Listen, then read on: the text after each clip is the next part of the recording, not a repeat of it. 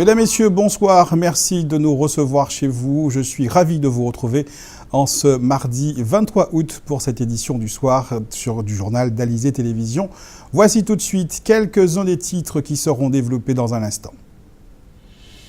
À l'élection départementale partielle de Pointe-à-Pitre, Marcel Sigiscard ne fera pas équipe avec Marlène Mélis, mais les discussions font mine de se poursuivre encore entre socialistes et PPDgistes. L'Association des jeunes de Guadeloupe s'organise en intermédiaire dans la recherche de logements pour les étudiants en partance en France hexagonale ou encore au Canada. Les sportifs sont décidément les premiers à effectuer leur rentrée. Le CREPS a accueilli ses étudiants aujourd'hui. Le journal, Ronnie Nabal. L'élection départementale partielle à Pointe-à-Pitre secoue le microcosme politique dans les villes-centres de la Grande Terre. Privés en octobre 2015 de leur poste crânement gagné 6 mois plus tôt, Marlène Mélis et Marcel Sigiscard doivent retourner dans l'arène pour confirmer l'essai. Mais il semble que la cohésion ne soit plus de mise au sein du binôme, malgré le soutien très appuyé, voire insistant d'Éric Jalton, le leader de la frappe, qui ferraille pour que Marlène Mélis soit de nouveau aux côtés de l'adjoint au maire de Pointe-à-Pitre. Marcel Sigiscard, délégué du PPDG, sera bien candidat à sa succession en tant que conseiller départemental du canton de Pointe-à-Pitre. La question est de savoir avec qui il formera un binôme. On parle de Sandra Anjaric, adjointe au maire de Pointe-à-Pitre, mais rien n'est officiel. Je crois que les Pointois savent un petit peu ce qu'ils veulent. Ils nous ont fait confiance une première fois, en tous les cas moi depuis 2004 ils me font confiance. Le parti va mettre les meilleures conditions pour que ce canton puisse rester au sein du PPDG et nous allons aviser la presse et vous en particulier des primeurs. Que devient alors Marlène Mélis-Miroite du PS avec qui il s'était présenté en 2015 ? Son élection a été annulée à cause du poste de directrice territoriale qu'elle occupait au sein du cabinet de l'ancien président du conseil départemental, Jacques Gillot. Éric Jalton, le député maire des Abîmes, fait partie de ceux qui militent pour que le duo se reforme. Ils ont bien travaillé. Ils avaient déjà été élus relativement aisément à l'occasion des élections générales départementales il y a un peu plus d'un an à peu près, quoi. Et ils travaillent correctement, ils font preuve de toutes leurs compétences dans la majorité départementale de Mme Josette Borel-Lincertin, dont nous avions souhaité qu'elle assume cette fonction de présidente de département. Et donc toutes les conditions sont réunies. Il ne faut pas aller chercher, à mon avis, midi à 14h. Pour l'heure, les discussions sont en cours entre les partis. Des déclarations officielles pourraient être faites en fin de semaine.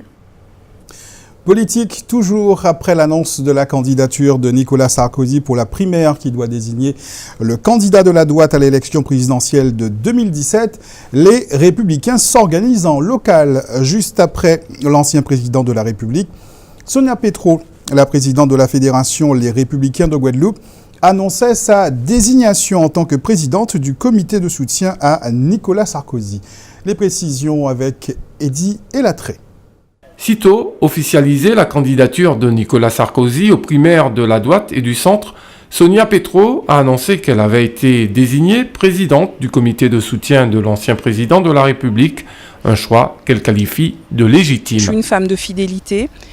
Nicolas Sarkozy est celui qui m'a donné envie de faire de la politique. C'est pour lui que j'avais adhéré à l'UMP en 2006 et c'est aussi pour lui que je vais mener bataille pour ces élections primaires. C'est quelqu'un qui, selon moi, réunit toutes les qualités pour être à nouveau président de la République. C'est un homme d'État, c'est un homme qui a une stature internationale, c'est un homme de terrain, un homme qui aime la France. Et il a en plus du charisme un parler vrai. Je me retrouve dans ce qu'il défend et dans ses idées. Ce soutien à Nicolas Sarkozy devrait voir la présidente des Républicains de Guadeloupe de nouveau opposée à Lucette Michaud-Chevry et Marie-Luce Panchard. Si ces dernières n'ont pas officiellement annoncé leur choix, elles avaient manifesté clairement leur penchant pour Alain Juppé lors de la visite de celui-ci en avril dernier. Aujourd'hui, Sonia Petro est à la fois présidente du parti et en même temps du comité de soutien à un candidat aux primaires, une position qui ne manquera pas de soulever des questions dans son propre camp.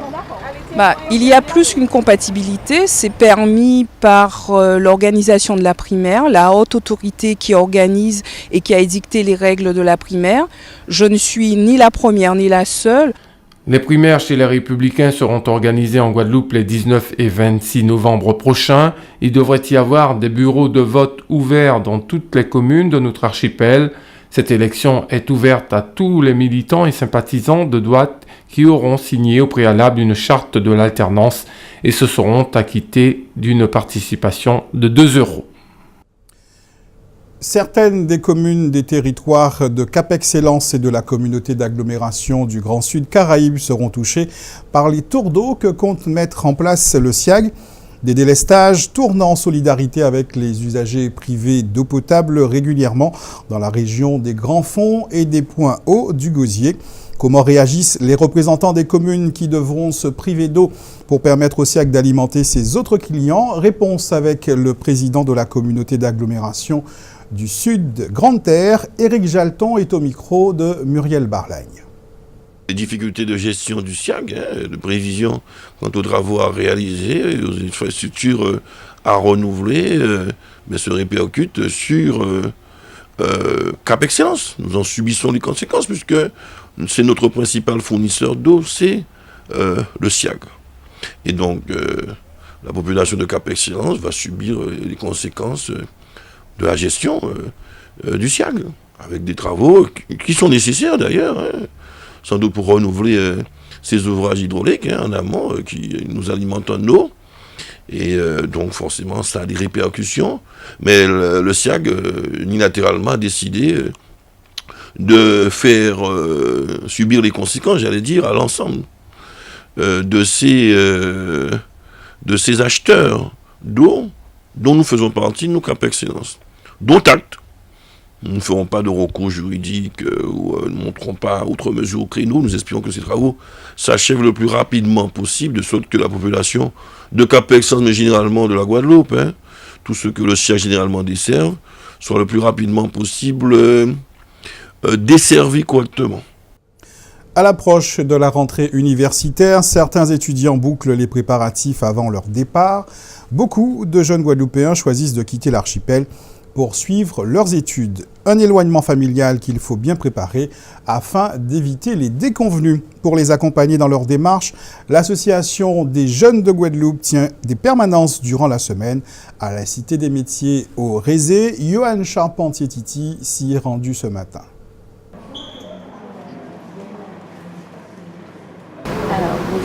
Bonjour. Alors je viens justement pour voir pour les aides en question. Donc j'ai vu qu'il y avait des aides au logement, propositions d'aide au logement, et je voulais savoir s'il y avait différentes aides pour les boursiers également. Donc je voudrais un peu plus d'informations. Comme de nombreux jeunes de son âge, Swain débutera dans quelques jours des études supérieures. Une inscription à l'université qui implique quelques démarches à effectuer, parmi lesquelles la recherche d'un logement. C'est précisément pour cela que le jeune homme de 18 ans s'est rapproché de l'association des jeunes de Guadeloupe. J'ai sauté sur l'occasion car je suis un jeune Guadeloupéen qui est en recherche d'aide pour pouvoir financer ses études. Donc je me suis dit, c'est au pas de chez moi, pourquoi ne pas venir? Problème pour Swain, le jeune Abimien est inscrit à l'IUT de Saint-Claude et l'association dispose de moins de solutions pour les jeunes qui poursuivent leurs études en Guadeloupe que pour ceux qui rejoignent l'Hexagone ou le Canada. Ce sera peut-être difficile parce qu'en général on n'est pas sous les couches de Guadeloupe, sur les tours de métropole. Donc c'est vraiment pour les jeunes qui partent à l'extérieur. Qui sont loin de maman, papa, de famille, voilà. Les aides au logement sont essentiellement pour ceux qui partent vers l'étranger malheureusement. Donc pour ceux qui restent ici, c'est un peu moins dominant, mais il reste encore quelques aides, c'est-à-dire qu'on va me mettre avec des intendants, on va chercher quelques relations pour trouver de bons appartements ou de bons logements. Mais sinon, au niveau aide financièrement ou aide au logement pour ceux qui restent ici faire leurs études, il n'y en a pas des masses, il n'y en a pas énormément ici. Je pense que c'est le seul bémol. Nous l'aurons bien compris, l'aide au logement constitue le nerf de la guerre. Grâce à nos partenariats avec les CROUS d'Hexagone, on peut leur faire passer sur liste prioritaire, c'est-à-dire en tête de liste d'attente. Donc dès qu'il y a des logements qui se libèrent, ils ont une réponse directement du CROUS. Sinon, en parallèle, nous faisons aussi des recherches donc, de logement en fonction du secteur où ils vont, de l'établissement et des moyens financiers qu'ils ont pour le logement. D'autant plus que le calendrier commence à être serré. Ça commence à être un petit peu tard, mais on fait le maximum pour trouver un logement au maximum de personnes parce que c'est vraiment ce qui est le plus important pour pouvoir commencer des études quand on part de chez soi surtout. C'est vrai que c'est un peu tard, mais il y a toujours possibilité de trouver un logement dans les derniers délais. Outre le logement, l'AGEG propose également d'autres dispositifs pour un départ et surtout une arrivée réussie, notamment par le biais d'un référent, en clair, un jeune déjà installé qui distillera de précieux conseils aux nouvel arrivants et facilitera son intégration dans sa nouvelle ville. Chaque année, l'AGEG aide plus de 2000 jeunes et compte plus de 1500 nouveaux adhérents. Une grande famille en somme. Les négociations ont repris cet après-midi à Capesterre-Belle-Eau. Les représentants de l'UTC-UGTG et la municipalité sont de nouveau réunis pour débattre des points de revendication déposés par les agents de la mairie en grève depuis début mai. Une rencontre à la veille d'un meeting programmé demain soir par le syndicat affilié à l'UGTG devant la mairie de la commune.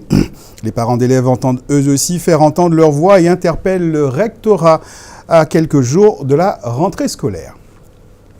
Dunière Thalys, membre éminent du Parti communiste guadeloupéen, mais également l'une des plumes de Nouvelles Étincelles, le journal du PCG, est décédée hier soir à l'âge de 77 ans. C'était notamment l'un des compagnons de route de l'ancien député saint-anais Égésip Ibéné. Dunière Thalys a également été footballeur, entraîneur et président de la Juventus de Sainte-Anne. Place maintenant à notre tour d'horizon de l'actualité dans la grande région. Des photos compromettantes de Usain Bolt embrassant une jeune brésilienne font le buzz sur la toile. Au Canada, le Premier ministre se positionne contre l'interdiction du port du burkini.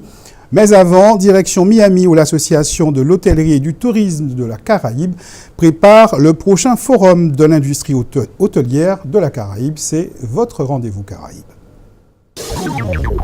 Caroline Troubetskoy, la présidente de l'Association des hôtels et du tourisme de la Caraïbe Hôtel, envisage le prochain grand forum de l'industrie de la Caraïbe comme une opportunité pour les hôtels et les entreprises liées au tourisme de faire le point et d'ouvrir les yeux sur ce qui est le plus important pour réussir non plus seulement au niveau de l'entreprise ou du pays, mais surtout au niveau de la Caraïbe comme région unifiée. Caroline Troubetskoy prend l'exemple de Cuba, qui a accueilli environ 2,1 millions de voyageurs au cours des 6 premiers mois de 2016, soit une augmentation de 11,7% par rapport à la même période en 2015. Elle souhaite que l'ensemble de l'industrie touristique de la Caraïbe s'interroge sur les effets de l'ouverture de Cuba au tourisme et en particulier sur le choix de la clientèle américaine de se rendre à Cuba plutôt que dans une autre île de la Caraïbe. D'autres problématiques seront à l'ordre du jour de ce grand forum, comme la puissance des plateformes de réservation telles Airbnb ou HomeAway, l'impact du Brexit, du Zika ou du terrorisme pour la Caraïbe en tant que destination touristique. Ce forum se tiendra à Porto Rico du 30 septembre au 2 octobre prochain. Le Premier ministre canadien Justin Trudeau a défendu les libertés de culte, garantissant le droit de porter le burkini, symbole selon lui de l'acceptation de l'autre de la part d'une société ouverte. Interrogé sur la controverse entourant le port du burkini en France, Justin Trudeau a appelé au respect des droits et des choix des individus, un principe qui selon lui se doit d'avoir la première place dans les discours et débats publics. Dans la foulée de la controverse qui agite la France, où certains maires de localités côtières ont interdit le burkini, des élus québécois ont appelé à une telle mesure au nom du principe de la laïcité. Justin Trudeau marque la différence avec son partenaire privilégié français et rappelle qu'il souhaite diriger le Canada vers plus d'acceptation, d'ouverture, d'amitié et de compréhension. Aux Jeux Olympiques de Rio, Usain Bolt n'a visiblement pas couru qu'après les médailles. Le sprinter qui a décroché l'or à 3 reprises durant la compétition s'est aussi fait plaisir dans les clubs de la ville. Problème, 2 photos compromettantes viennent d'apparaître sur la toile comme le dévoile le Daily Mail. Sur les 2 clichés, le sportif jamaïcain est très proche d'une étudiante brésilienne de 20 ans, Jadi Duarte. Les photos en provenance de la messagerie instantanée WhatsApp de la jeune femme ont commencé à faire surface sur de nombreux sites brésiliens et créent le buzz sur la toile. On peut y voir l'homme le plus rapide du monde avec le bras autour du cou de cette jolie brune. Sur le second cliché, Usain Bolt embrasse sa conquête ce qui laisse peu de place au doute concernant ce rapprochement. En couple depuis 2 ans avec Cassie Bennett, Usain Bolt devait la demander en fiançailles dans peu de temps, selon Christine Bolt-Hilton, la sœur du sprinter. Un amour qui sera peut-être remis en question par Cassie Bennett, même si sa rivale brésilienne tente de sauver la situation en décrivant sa rencontre avec le sprinter comme normale. C'est cet après-midi que les 200 pensionnaires de la cité scolaire d'excellence sportive du CREPS ont effectué leur rentrée anticipée.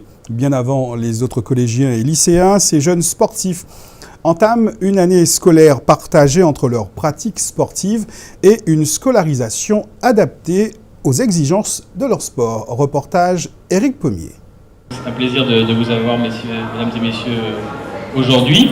C'est un moment important pour nous tous, pour vous et vos enfants bien sûr, mais pour également l'ensemble des collègues du CREPS qui vont avoir à accompagner vos enfants tout au long de l'année. Une rentrée pas comme les autres, rentrée anticipée. Vous êtes au CREPS Antilles-Guyane avec les élèves de la cité scolaire d'excellence sportive. Elle réunit 2 établissements, collège et lycée. Thomas Dubuis y effectue sa première année. Il a hâte d'en découdre, surtout qu'il y a pour l'année un programme alléchant. Parce que ça me permettrait de réussir mes 2 projets scolaires et rugby. Et je suis vraiment très content de rentrer. Ce sont les élèves des sports collectifs qui ont été accueillis les premiers ce mardi 23 août. On suivi les autres disciplines sportives. 18 activités sont pratiquées dans ce temple de l'excellence. Thomas, lui, est un adepte du rugby. J'ai commencé quand j'étais tout petit et j'ai vraiment adoré. Et puis depuis, je continue le rugby et ça m'a vraiment fait plaisir de jouer. Ulysse Verrier, option rugby également, lui connaît la maison puisqu'il va entamer sa 2e année. La structure est en effet l'endroit idéal pour réaliser le fameux double projet. Oui, le CREPS c'était un peu la seule solution qu'on proposait ici en Guadeloupe pour rugby, pour suivre l'école et le sport à haut niveau. Toi c'est ta 2e année, là raconte-moi un petit peu ta première année, comment ça s'est passé concrètement? Ça s'est bien passé, je suis rentré très sereinement, je connaissais déjà des gens qui étaient au pôle rugby qui m'ont accueilli, et c'est ce qu'on fait avec les nouveaux, donc ça se passe bien. Entreprendre un tel challenge engage une implication personnelle intense. Les parents en ont conscience, ils sont fiers d'accompagner leurs enfants sportifs, d'autant plus qu'en parallèle, tout un personnel est en place pour veiller au grain. En fait, c'est lui qui a fait son choix. Il voulait absolument entrer au pôle et puis il a travaillé au niveau du basket. Donc il a travaillé de manière à entrer au pôle parce qu'en fait il a une ambition plus loin encore dans le futur. Donc voilà pourquoi nous on l'accompagne pour le pôle. Oui, ça fait partie des structures importantes. Effectivement, le CREPS, comme tout établissement public, se doit d'accueillir les futurs sportifs de haut niveau, les amener sur une logique d'entraînement, mais aussi de performance et d'études, puisqu'ils sont là pour avoir le double projet au niveau sportif et les études scolaires, bien évidemment. Donc c'est essentiel pour la vie du CREPS. La cité scolaire reçoit les sportifs inscrits en pôle ou sur liste ministérielle haut niveau. Cet établissement scolaire accueille 2 classes de 4e, 2 classes de 3e, 2 classes de seconde, une de première et une de terminale. L'entraînement sportif est quotidien ou bi-quotidien. Il est obligatoire sauf en cas de dispense médicale. Ces sportifs de haut niveau s'inscrivent dans un parcours d'excellence sportive proposé par leur fédération et validé par le ministre chargé des Sports. Et avant qu'il n'accueille sa promotion 2016, Éric Pommier est allé rencontrer Charles Dumont, le directeur du CREPS. Il dresse le bilan des 6 premières années d'exercice de la cité scolaire d'excellence sportive. La cité scolaire a déjà réuni l'ensemble des enseignants pour cette pré-rentrée, sous l'autorité de Madame Chantal Cusset, qui est la proviseure. Et dès demain, tout le monde part au combat pour une nouvelle saison scolaire et sportive, qui au lendemain des Jeux de Rio dynamise à la fois les sportifs et puis l'encadrement pédagogique et technique. Alors, le dispositif qui a été mis en place au CREPS avec l'installation d'un collège et d'un lycée qu'on appelle la cité scolaire d'excellence sportive est unique. Il n'y a pas d'autres établissements similaires sur l'ensemble du territoire national. Les résultats qu'il produit tous les ans sont exceptionnels. 100% de réussite au brevet des collèges ainsi qu'au baccalauréat. C'est vraiment une réussite totale. Donc nous pouvons qu'être satisfaits de ce projet qui était lancé à titre expérimental et qui aujourd'hui fonctionne à plein régime et en totale efficacité. Non, pour l'instant, nous avons 18 pôles sportifs qui couvrent l'ensemble des pratiques sportives sur le territoire. Je pense qu'on n'en laisse pas énormément sur le bord de la route. En tous les cas, nous accueillons des structures organisées, validées par leur fédération. Et aujourd'hui, je pense que nous sommes en capacité optimale. C'est-à-dire que nous privilégions bien sûr à chaque fois le développement du double projet, à la fois sportif, mais aussi scolaire, car au-delà des sportifs, nous formons des hommes et des femmes qui demain devront prendre les rênes de nos sociétés. Donc qu'ils soient l'élite de notre société de demain, voilà notre objectif.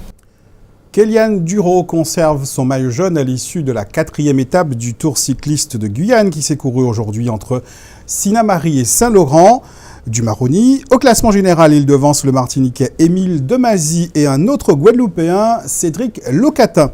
L'étape du jour a été remportée au sprint par le Guadeloupéen Cédric Ramotte devant le Guyanais Marc-André Buzaré de l'USL Montjoly et le Martiniquais Michael Laurent. Demain, la plus longue étape de ce 27e Tour cycliste de Guyane reliera la commune de Mana à celle d'Apatou après 163 km 800.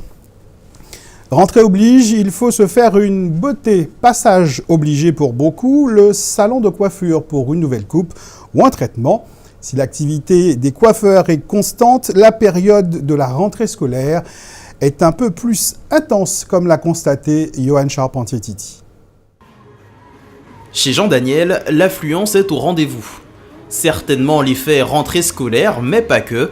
L'occasion pour le coiffeur de détailler les coupes tendances du moment. Surtout dégradé, crête, avec beaucoup de motifs, beaucoup...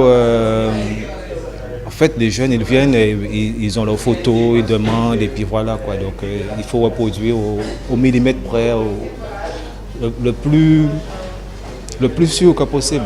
Des styles qui évoluent vite et la clientèle jeune du salon sait se montrer exigeante. Ils amènent à chaque fois une nouvelle photo, une nouvelle façon de voir, une autre coupe, un autre style. Donc il faut à chaque fois que je me remette en question sur le champ. Avant j'étais plus crête, après ça je me suis dit non, je vais changer, je vais faire la couleur aussi. Mais sinon, c'est pour suivre la tendance pour être bien. Une clientèle qui sait donc ce qu'elle veut. Problème, certaines coupes jugées trop extravagantes ne seront pas forcément du goût des établissements scolaires. Là aussi, le rôle du coiffeur est primordial. Je pose la question à la maman ou aux jeunes, quel établissement, et puis voilà quoi. Donc je sais quoi faire, je lui conseille, je lui dis non, il faudrait peut-être à la rentrée faire une coupe simple ou normale, moins extravagant, et puis après il viendra refaire sa coupe normale. Et il existe d'ailleurs une solution plutôt radicale. La coupe que je préfère, la boule à zéro. Mais à une semaine de la rentrée, certains n'entrent pas encore dans ce genre de considération. Non, c'est pour aller en soirée demain. Je vais refaire mon dégradé là, tout autour. Là, je suis juste venu faire mon carré, voilà. Parce que demain je sors, donc il faut être propre. Alors qu'il s'agisse de rafraîchir sa coupe en vue des dernières sorties des vacances ou de préparer la rentrée, à vos tondeuses. Quelques nouvelles de la tempête tropicale Gaston qui était située en fin d'après-midi à 1230 km à l'ouest des îles du Cap-Vert. Le phénomène engendre des vents soutenus de l'ordre de 100 km/h et des rafales atteignant les 120 km/h. Gaston pourrait passer en ouragan de classe 1 dans la nuit ou demain, mais devrait rester éloigné de l'arc antillais. L'onde tropicale 99, elle, était située à 17h à un peu plus de 2700 km de la Guadeloupe. Le National Hurricane Center conseille aux habitants du nord-est de la Caraïbe et des Bahamas de rester attentifs à l'évolution de ce phénomène. Certaines îles des Petites Antilles, les îles Vierges et Porto Rico pourraient connaître des inondations et des crues soudaines selon le NHC. Un point sur la météo de ce soir et demain. Le mauvais temps s'installe ce soir et en milieu de nuit. Les averses orageuses devraient concerner la presque totalité de la Guadeloupe. Demain, les orages devraient être moins fréquentes, mais les averses vont se généraliser sur l'ensemble de l'archipel. Dans un instant, la Minute Sport d'Éric Pommier consacré oui, tout à fait, la qualité de l'air. Demain, Guader annonce un indice Atmo de 2. C'est une très très bonne nouvelle, très bonne qualité de l'air. Dans un instant, la Minute Sport d'Éric Pommier, consacrée à la ronde du Nord Basse-Terre, suivi des informations nationales et internationales. Un peu plus tard, un téléfilm intitulé « Un taxi inquiétant ». Passez une excellente soirée. Demain, c'est Jean-Luc Icard que vous retrouverez pour les éditions du journal d'Alizé Télévision.